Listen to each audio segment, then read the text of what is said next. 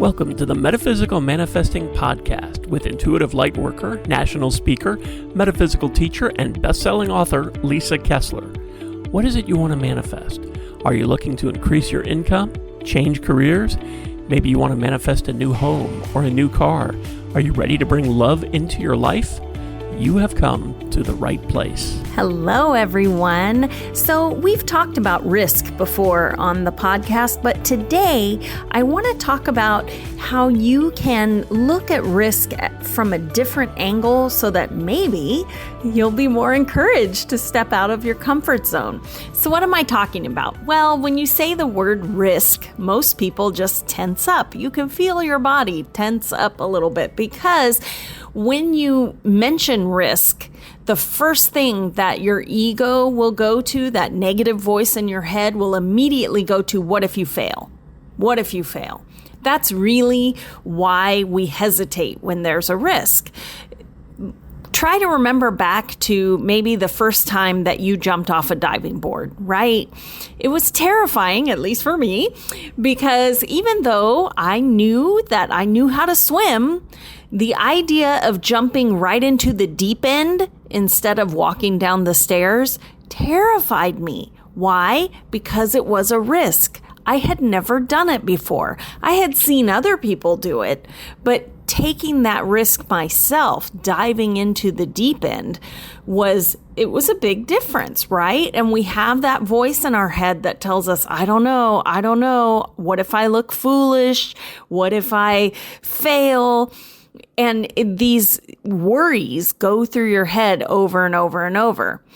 But what if you turn that around into, I am going to invest? I'm investing my time. I'm investing my effort instead of risking, right? So think of it this way. I'm a writer, but I wasn't always. It was a risk. I tell you, oh my gosh, years, hours, I don't even know how many hours, but years of my time invested into my first few books because I was learning how to become a storyteller. And that was an investment in a future that I wanted, right? It was a risk, of course. My books may have never been published. So it was out of my comfort zone and risky, but I looked at it as an investment in the future life that I want to live. And through all the bumps and obstacles in the way and everything else, I'm happy to tell you that I actually get to live the life that I dreamed of. I wanted it so bad. At the time when I started writing, I was a young mom, 2 kids, working in the family business. I was busy. So the writing would happen in the middle of the night. I usually wrote from like 10 at night till 1 in the morning. I gave myself about 3 hours every day. And it was an investment of time, energy, but it was a risk. There was a risk there. And I'm not going to lie to you. At the beginning, I didn't tell people what I was up to. I don't think I even told my husband at the time originally, I think I'm going to write a book. It didn't happen that way because, again, you have that voice in your head going, am I wasting my time? And as soon as you tell someone what you're doing, then they'll know if I fail. And the reality is, if we can look at it as an investment in a future that we want, it takes out some of that fear because we are always led to believe that an investment is a good thing. You invest your money and it makes more money. You invest in the stock market and hopefully your, stocks grow up and you end up making more abundance, right? Or getting more stock if it splits. So if you start looking at little risks in your life as investments in your future, then it kind of shuts down that voice that's telling you, what if you fail? Because there is this overriding feeling of when you invest, You're making a wise decision. You're investing in your future.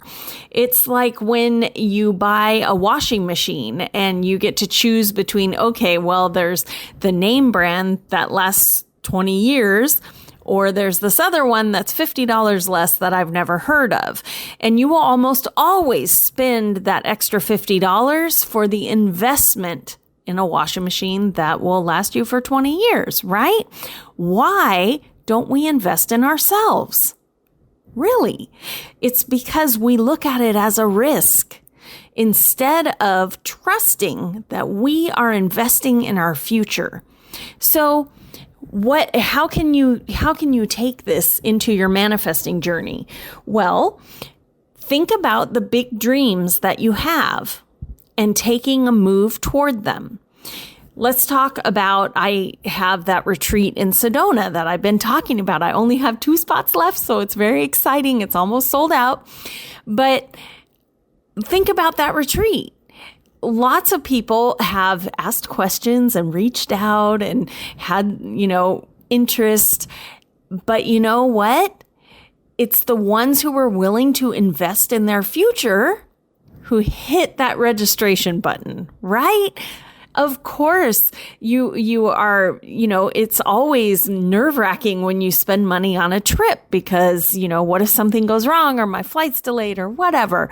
But look at it as an investment in your future, right? You know where you want to go. You know the gifts you want to unlock.